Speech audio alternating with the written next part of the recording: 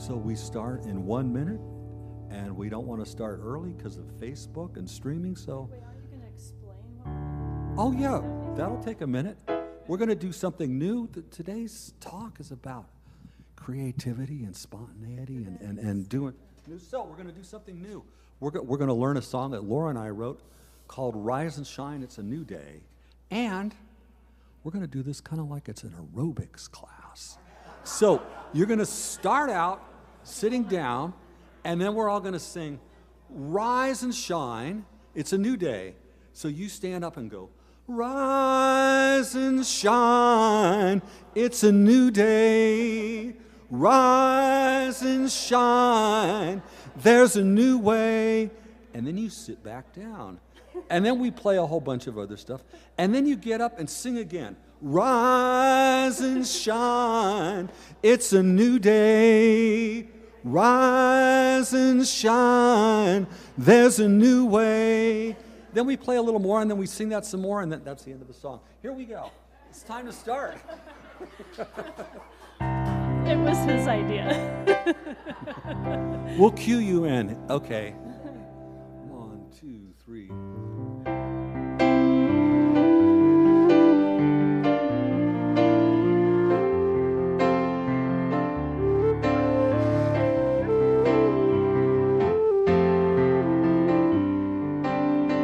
Rise and shine, it's a new day. A different path, a different way. Bring your dreams of work and play. Rise and shine. Journey to your destiny through endless possibilities. You cannot fail. Your heart is free. Get ready. Rise and shine. Woo! Rise and shine. It's a new day. Rise and shine, there's a new way. You can sit down again.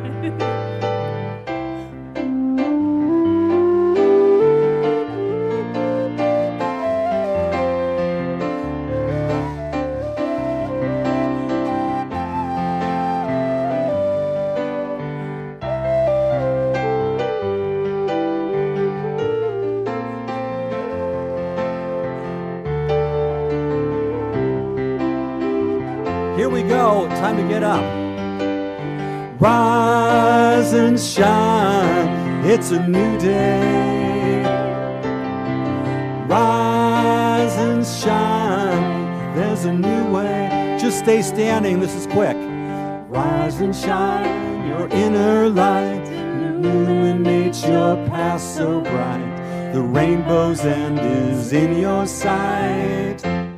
Rise and shine, here we go. Rise and shine, it's a new day.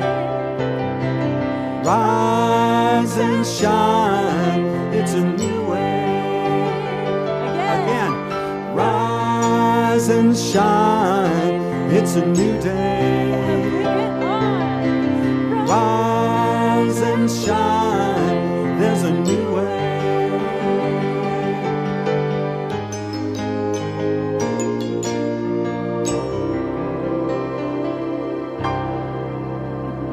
You guys were great. Thank you. Woo!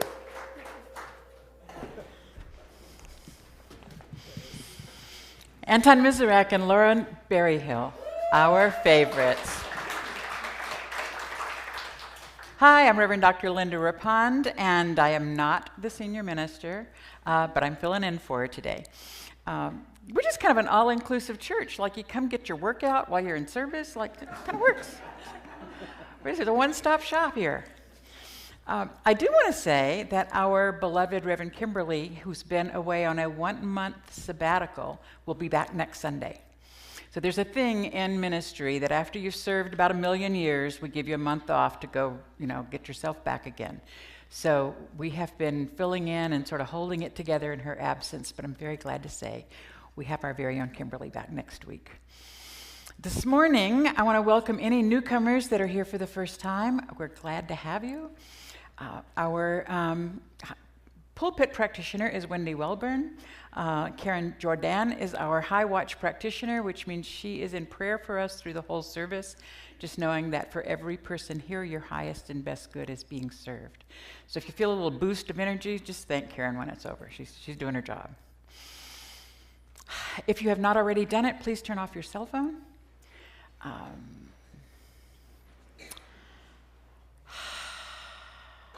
Let's just take a deep breath together. In and with a sigh. Welcome to this morning's service.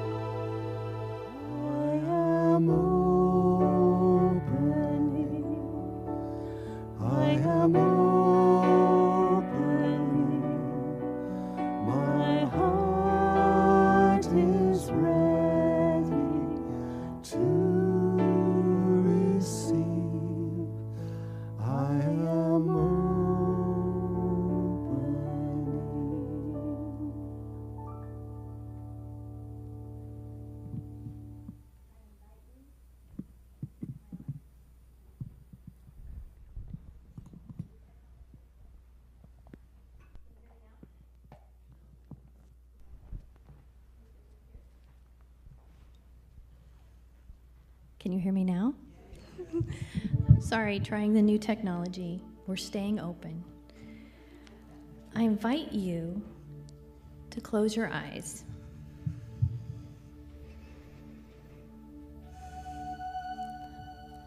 In that open space, this is where we dwell. That space that is God, that space that is all love, unconditional, peace, harmony,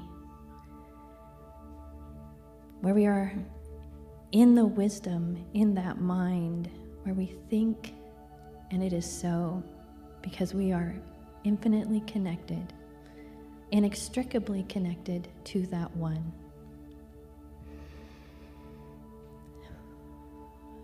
This is our truth. There is no other truth than that we are one with the divine. And we hold that openness and allow information to flow in and curiosity to spark that information into our lives. I know that in this moment, in this service, in this place, God speaks to each of us through Linda, through the musicians, through the experience of being present together with each other. And this is the truth of this next hour or so. And we take it with us. and it moves forward from us, and we ripple out into the world with our loving energy that is the divine. Blessing us that we all hear exactly what we need to hear today. I release this prayer knowing that it is already done. We say together, and so it is. Sorry about the technology, you guys. Good morning, I'm Wendy. I'm one of the practitioners, and it is time for us to do our prayer candle. Our peace candle. And we're going old school on the peace candle today. Okay. Too much adrenaline.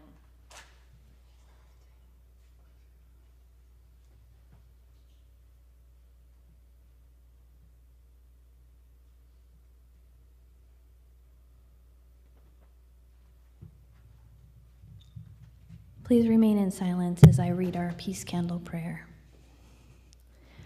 I light the peace candle to represent the light within each of us, the light of divine oneness, the Christ consciousness that resides in all of us. Knowing as I light this flame of peace, we allow ourselves to feel God's peace and love deeply in our hearts so that we might send that peace and love out into the world. As we move into more silence for all those in pain, for the victims of senseless violence, for those suffering right now, we send this light from our hearts to theirs.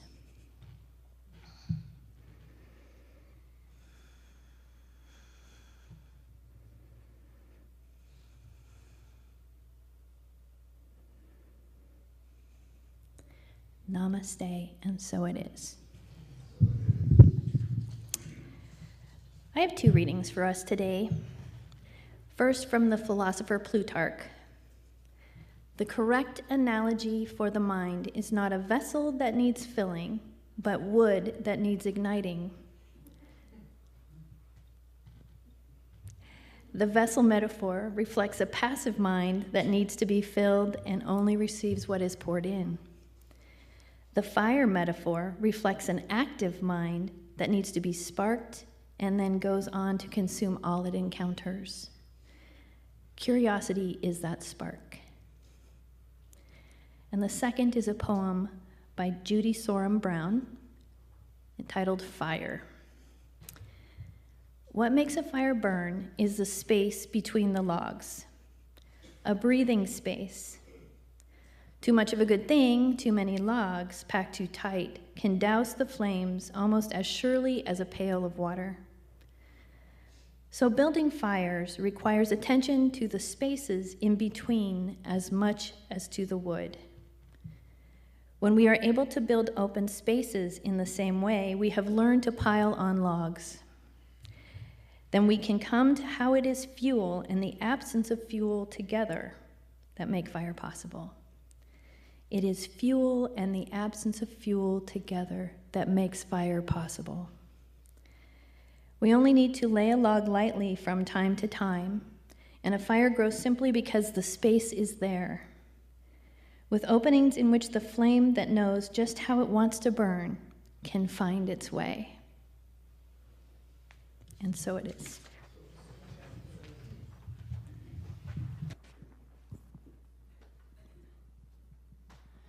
This is a song by a dear departed friend of ours, Gary Cooper, who was a musician from Mount Shasta.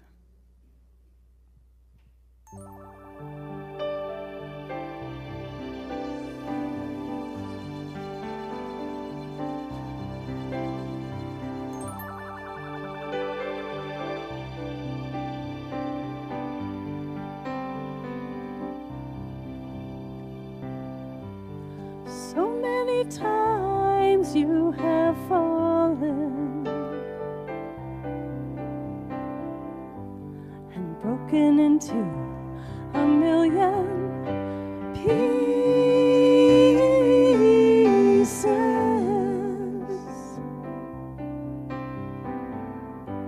scattered across the starry sky.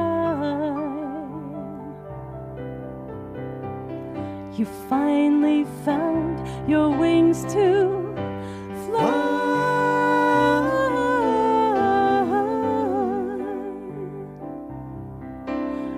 like a mystery inside a shell. You don't know how far you fell. You don't even know how to tell as you become the wonder.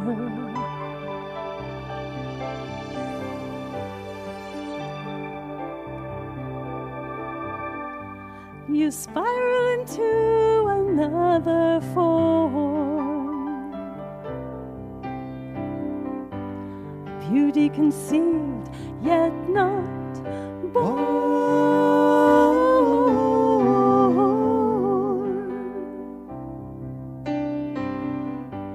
It's just an illusion, some will say,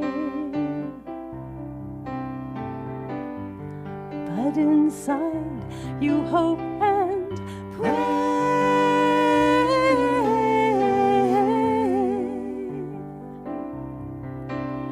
that you will awaken in time and leave the shell behind,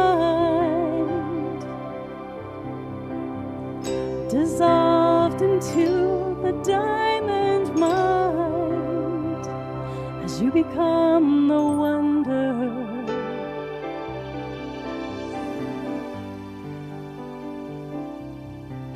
Like a mystery inside a shell, you don't know how far you fell. You don't even know how to tell as you become the wonder. Become the wonder.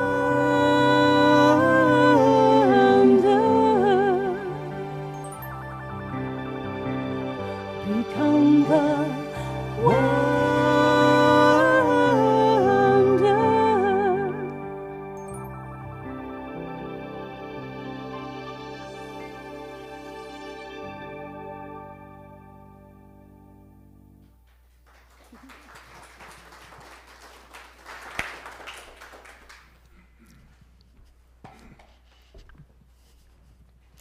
I just feel so lucky to have you guys here. Aren't we lucky? Blessed? Maybe it's not lucky, maybe it's just blessed, but thank you. That was fabulous. Well, I am very happy to be here today, primarily because I had a really hard time getting here. I got stuck in California with the High Five was closed, and it was just like, you know. I was down with several other people from our community at the Center for Spiritual Living convention this last week. First time we have done a hybrid convention. I think we did pretty well, but we had an online convention the whole week, and then there were live events in Santa Rosa and in Phoenix and in Dallas. And so every day there was sort of a rolling, the rest of us are on live stream today and you're live today. It was just, and it worked. So very happy to say we have a brand new spiritual leader for Centers for Spiritual Living, Reverend Soni Cantrell Smith. And you may remember, if you've been here for a while, that she was Reverend Kimberly's mentor and came and presided over Kimberly's installation and ordination. So that's the one that's going to be the spiritual leader for the next 4 years. So lots of good things going on in the organization, just not so great highway travel between there and here. It actually snowed in Santa Rosa. Everybody was out taking pictures of their lawn because they'd never seen snow on their lawn before. But climate change keeps happening. And I'm very happy to be here talking today, partly because it's the last chance to talk before, you know, the Rev gets back. But also because this topic we've been doing for the whole month is about curiosity. And just we've been looking at various aspects of that through the month. And I love this idea. And I'll tell you why. Because for me, curiosity is the perfect antidote to judgment. I don't know about you, but there are many things that I've made decisions about, you know, like I don't like that, I don't like the taste of that, I don't like that person, I don't like that color, whatever, you know. And then I just kind of get stuck in that decision. I don't ever revisit it again. I have to think about that. I don't like that. I already know that. That's a judgment. And the only way to pry that door open is to get curious about, well, what if there was another way to look at this? What if? So that what if idea is what I want to invite you into today. And I call this talk Curiouser and Curiouser because Alice in Wonderland is the perfect example of diving in with just curiosity. And amazing, magical things happen to her, one after the other, because she was willing to let them. Could life be that simple? It might be. Just let's get curious about that too. But maybe like me, you grew up with stories like Curious George. Who remembers Curious George? Curious George was the monkey who was very, very curious. That's how he got his name, and got into all kinds of messes. And he needed the cowboy with the yellow hat to come like save him because he kept getting in trouble. So there's a message in that might have been, might have seeped into your consciousness. I know it did into mine, which is don't be too curious. You know, bad things can happen if you're too curious. Like, so just shut that down a little bit. Don't get too far out there. I think it's time to let that story go. It's a great book. You can still read your books to your kids or your grandkids, but let's just like open a door to like, maybe not just that. So I want to start with a science of mind perspective because that's what we do here, Science Mind. So if you will open your textbook. You brought your textbook, right? No? All right, I'm going to read it to you just in case you didn't. But for those of you that are following, it's page 406.4. And it's talking about cause and effect and where judgment fits in. So here's what he says. Mind is in the realm of causes. Conditions are in the realm of effect. Effects flow from causes and not from themselves. Thought is an instrument of mind.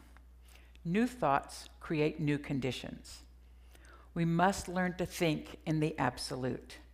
This means to think independently of any given or experienced effect. Judge not according to appearances. This thought, judge not according to appearances. This thought strikes away at the shackles of bondage and finds a new cause at work. So really what Ernest Holmes is talking about, and which I really love, is this notion that the absolute is the thing that does not change. It is what in Science Mind we call the thing itself. It is what is. And all of the things that we layer on to whatever is are the conditions, and those are subject to change. So change your thinking, change your life. Is that familiar to any of you? That's what we can change is not the what is. The what is. But what we can change is how we view it and how we respond to it and how we think about it. And when we change our perspective about it, like just looking at it from a different angle, new opportunities open up, new possibilities open up. So I just want to encourage you to begin thinking that way. Start here. Think about something or somebody that you don't like. It could be liver, it could be your great Aunt Ethel, it could be, but pick a thing or a person that you don't like. Got it? Now, when did you decide that you didn't like that? Was it because some other person, your parents, your siblings, your friends, didn't like it? Was it because somebody told you it was bad or wrong? Was it just the general race mind out there? That's what we call the prevalent thinking around us. It's not about race, but that's what we call it. Is that we just kind of picked it up in what the thoughtmosphere around us, and like, all us cool people, we don't like that. And I just want to ask you, when is the last time you considered that position? Because here's the thing, I think most of us decided a long time ago about many things. I must have been about 7 or 8 when my grandmother said, Linda, don't wear red. It does not look good on you. So for 40 years, I didn't wear red. I just never did, because I figured she knew. Only to discover as a cool adult that when I got my colors done, that I can wear many shades of red. There's a couple that I can't wear or shouldn't wear. But I had blanketly wiped out one entire color on the color wheel because my grandma thought so. My daughter, it's another story. My daughter, when she was little, did not like mushrooms. Now, if you know my daughter now, you would know how funny that is. But as a little girl, she did not like mushrooms. And she even was begging me when I was filling out her registration form to go to camp, tell them I'm allergic to mushrooms, Mom, because then they won't make me eat them. But you're not allergic to them. But if you just write that down there, I won't have to eat mushrooms at camp. Somewhere later in life, she discovered that she loves mushrooms. She grows mushrooms. She can tell you all about lion's manes and turkey tails and, portobello. She's into it now. But that probably happened when she was in her 20s. So all that time, not revisiting mushrooms. So think about what are those things that you don't revisit? What are the case closed people in your life? This person stood me up once, and I will never speak to them again. Have you done things like that? Said things like that? So much of life starts telescoping down as we close doors, until the lens we're looking at the world through is pretty little. There is a way out of that, and it is about getting curious about things. So there's a technical name for this kind of behavior, and it's called cognitive distortion. You familiar with that? And it's characterized by things like all or nothing thinking, like everything is either black or white, there's no gray area. Overgeneralizations, jumping to conclusions, catastrophizing. You've been there before? Like, this is going to get worse. This is the most terrible thing ever.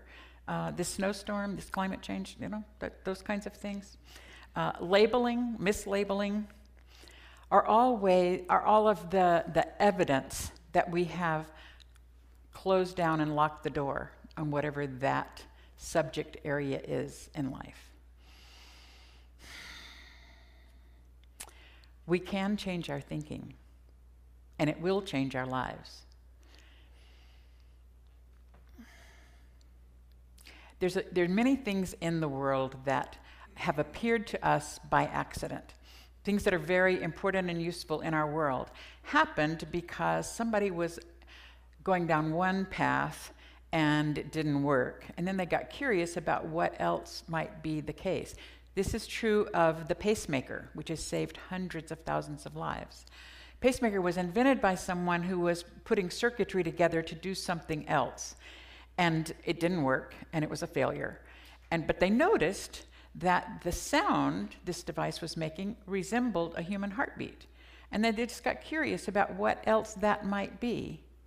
And it turned into the pacemaker. Superglue. Are you aware of superglue?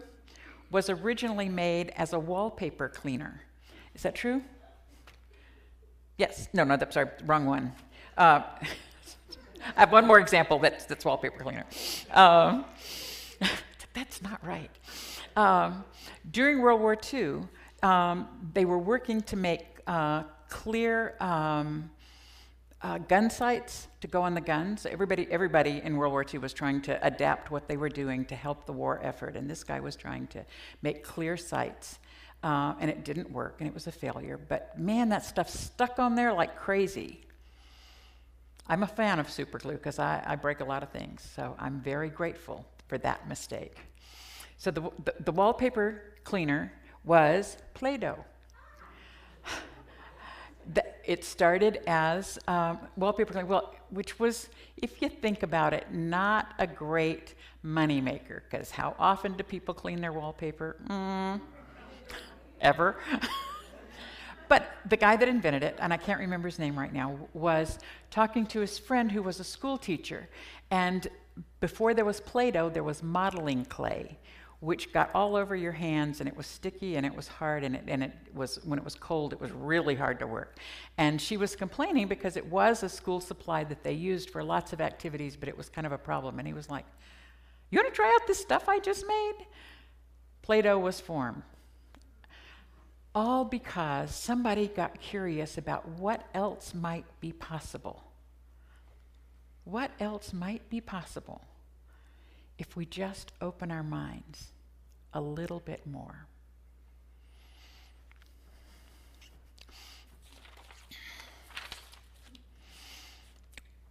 There are a lot of characteristics of curious people, and they actually are the characteristics, I think, of people that I would like to be my friend.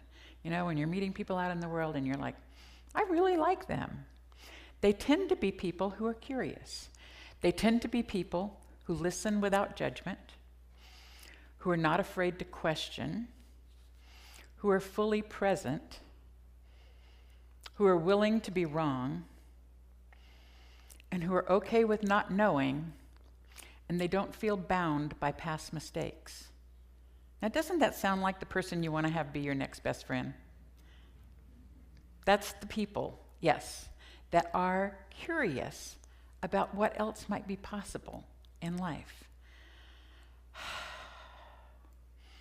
In this thing called science of mind, we have the opportunity to invite in what we don't even know is possible.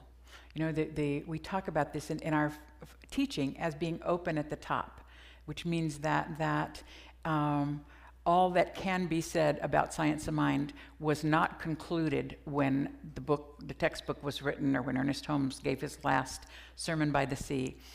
What he was saying is continue to get curious about this thing called life. What seems possible? Many things back in the 1920s and 30s, when this philosophy was being birthed, didn't even exist. I love to think about Ernest Holmes getting exposed to quantum physics. I think that would have been a movie worth watching because it's so in alignment with what he was thinking, but it had not even been thought about back then. Microscopes, telescopes, computers, internet, all of those things have been birthed much more recently. But the philosophy of science of mind actually is open at the top. It is open to looking at what is mind, capital M mind, which is the causation part of God, the wholeness of all that is. That causation part of God encompasses things beyond what Ernest Holmes was even aware could be. And the effects that flow out of those are the things that are like, computers and internet and those kinds of things, that they flow out of infinite mind into form. Those things that are in form are available to us to use, which is really great. And they are effects. They're not cause itself. So they can go away as well as be present. They're not absolute. So the other thing that I would like to stay curious about is what life might be like if I stay grounded in the absolute. What if I just stand in God is all there is, and everything that is happening around me is unfolding in perfect divine order because it could not be otherwise if God is all there is. And if God is not all there is, then what's the other? What can be made that is beyond the infinite? If you understand that definition of God, the infinite as being life itself, love itself, wholeness itself, what could be not that? Nothing. That's all there is. So what if I were to stand in that as my truth? And I invite you to just play with this in your mind. Get curious about this in your mind. What if you were choosing to live life from the space of the absolute, which means that I'm going to stay grounded in this as my truth, And everything that flows out of this into form, which is my creativity, it's the work I do, it's the things I think, it is the people I relate to, all of those things are operating out of that grounding of all that is. Those are effects, which means they are, they're malleable. So if an effect is showing up that I don't like, I just got a bill this week that I was just like, that can't be right. That's way more than I think that should be. It's like, all right, breathe for a minute here. What if it is? What if all it is has got me covered and all is fine? And I go look it all up and, oh yeah, I forgot to pay it last month. It's 2 months billed. Oh, it actually is just fine. Those kinds of things become not things that stop you. I guess that's what I want. That when effects show up that are not what you're asking for, it's something that you don't like. All it is an effect. It's just an outpicturing of mind, which it means I can outpicture something else. I can outpicture something else as an outcome, or I can outpicture something else as a perspective on the thing that has just occurred. Both of those are available as an option. And it requires me to get a little bit curious about what if? What would, I wonder, I just wonder. And in that space of wonder, of curiosity, so much is possible. I just want to tell you a story. There was a guy who went to see his therapist because even though he had been married for many, many years, the marriage was pretty flat. You know, there was just kind of no spark left. You know, I was like, I don't know if I should get divorced. We've been together forever, but it's just kind of like, I don't know. Just help me out here, Doc. I don't know how to like get it back. I'm thinking maybe a divorce is what I need to do. And the therapist said, so what does your wife want to become? Kind of opened his eyes like, I don't know. What does she think about? What does she long for? What does she regret? And the answer to all of those was just sort of a confused look. And the guy like, So the therapist said, go home, get curious, find out all of those things. It worked. In relationships, we have that opportunity to just reignite our relationships by getting curious about what's going on with this person. I make up stuff in my mind all the time. You know, somebody gives me a dirty look, or what I consider to be a dirty look, and I'm like making up stuff like, did I offend them? You know, have I done something wrong? Well, maybe they did. I don't know. May not be any of those things. Might not have even been a dirty look. But to get curious about this person in my life. And what are they in my life? How did they get here, and what are they bringing to me? What is the gift I get from this relationship? Do you see how different life can be? If we just allow ourselves to set aside our decisions, the old beliefs, the things that we think are the case, and just for a minute, open a possibility that something else can happen. Let's do it. Let's pray. So in this moment, in this place, we open to that infinite presence. We open to the wholeness of all of life. God is, love is, wholeness is, peace is, all that is. And I know that as I stay grounded in that truth, the wholeness of all of life directs the flow of my activities. I know this is true for me. I know this is true for everyone in this room, everyone attending this service online, really for the whole world. I say yes. And so as we move into our life this week, just invoke the word curiosity into all of our affairs. Possibility, creativity, expansion, freedom, all of that. I'm claiming that. I'm claiming that in our affairs. I'm claiming that in our relationships. I'm claiming that in our abundance and prosperity. I'm claiming that in our planet, in the beauty of the land around us, possibility, creativity, wholeness, all that God is springing into form. For all of that, I say yes, yes, yes, yes. Thank you, God. Thank you, God. And so it is. Amen.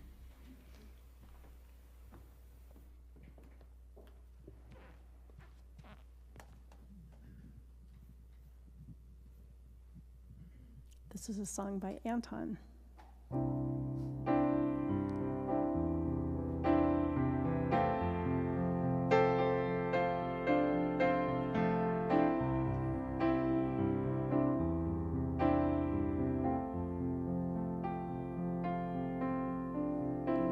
We are the crown of creation.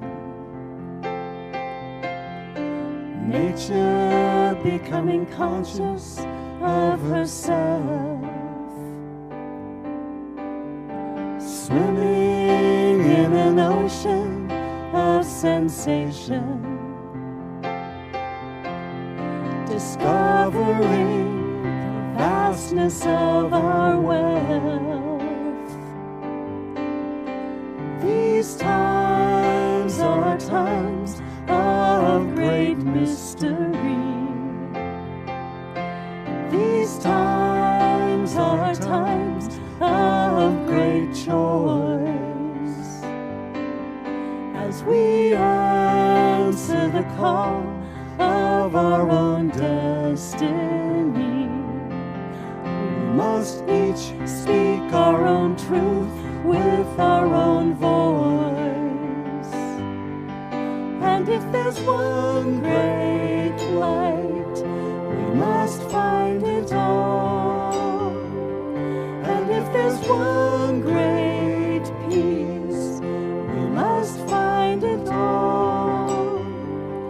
If there's a oneness in life, we must find it all in our hearts.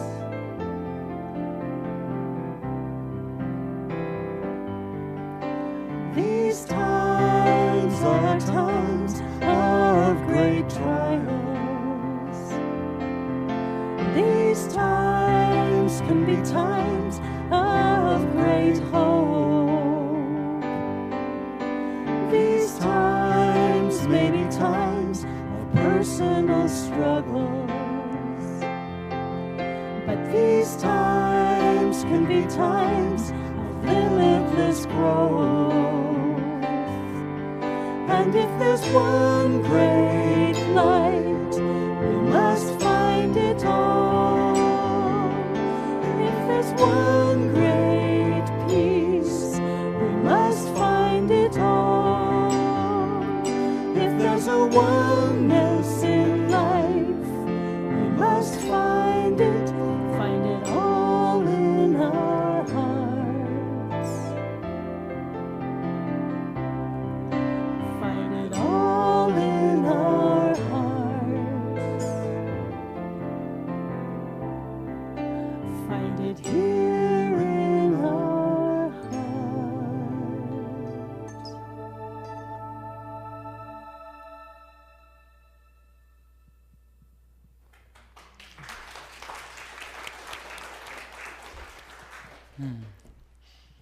Thank you. Oh, I'd like to invite our ushers to come forward. We are at the time in our service where we practice the spiritual practice of giving back, of abundance. So if you are writing a check today, you may write it to either CSL RV or Medford Unity. Or if you're giving cash and want to use the designated envelopes in front of you, you can decide which community you want it to go towards. Or you can go onto our website, cslroguevalley.org, and do donations there. So join me in our giving affirmation. So I'm going to do a piece of the sentence at a time and have you repeat after me, and we'll do it that way. Graciously I give from a place of love. Graciously I give from a place of love. Knowing that as I give, so do I richly receive. Knowing that as I give, so do I richly receive. So it is. A springtime song from the Himalayas.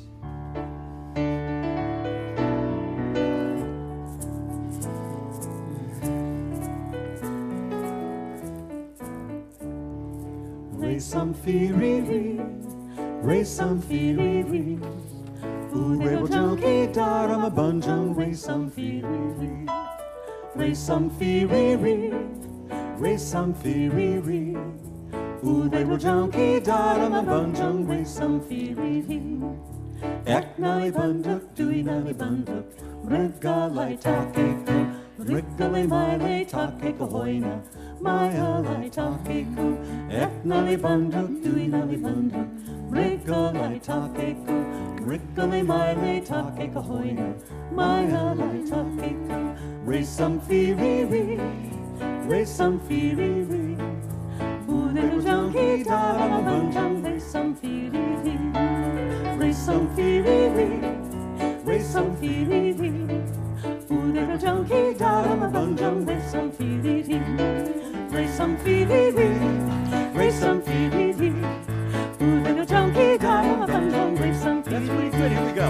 Raise some firiri, raise some firiri. Ooh, little junkie, darling, I'm raise some firiri. Raise some firiri, raise some firiri.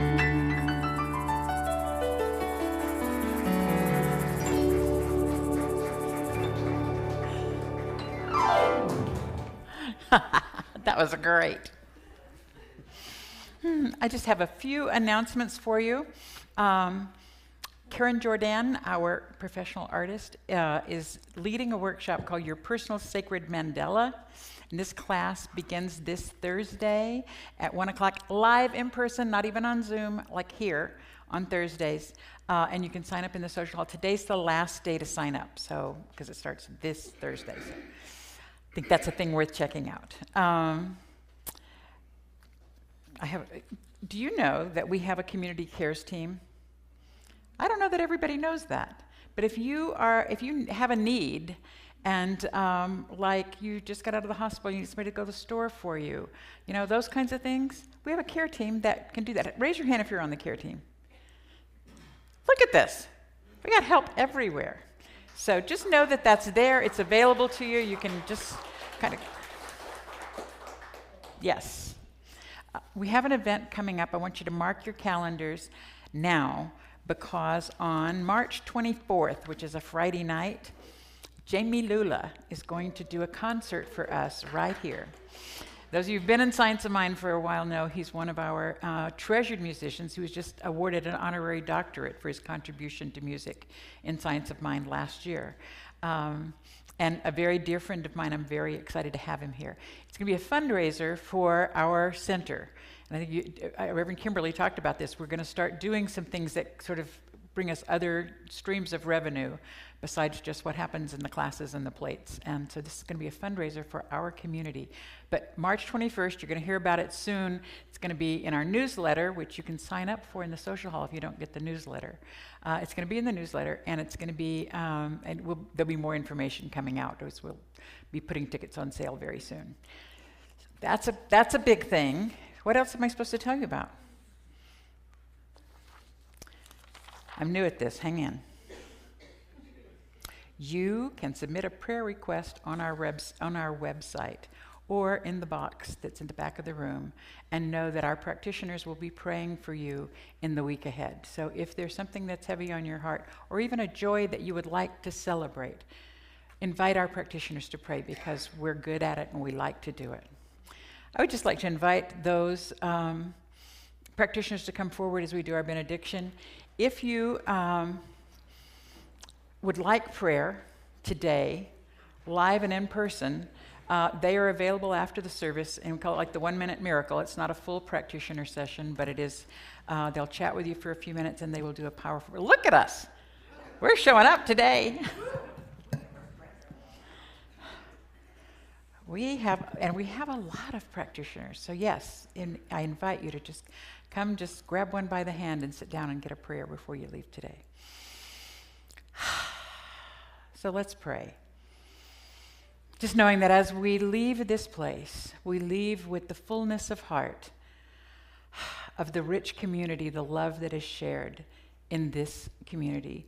We leave with the possibility of shifting a perspective to get curious about something new, something different that might be able to happen. And we enter into our lives as we leave this place to be of service, to be a blessing, to be the light of the world. I know this is true. I give thanks for all of it. And so it is. Amen. So it is. We're going to have snacks right over here. But music first. But music first. Would you like to stand for our closing song?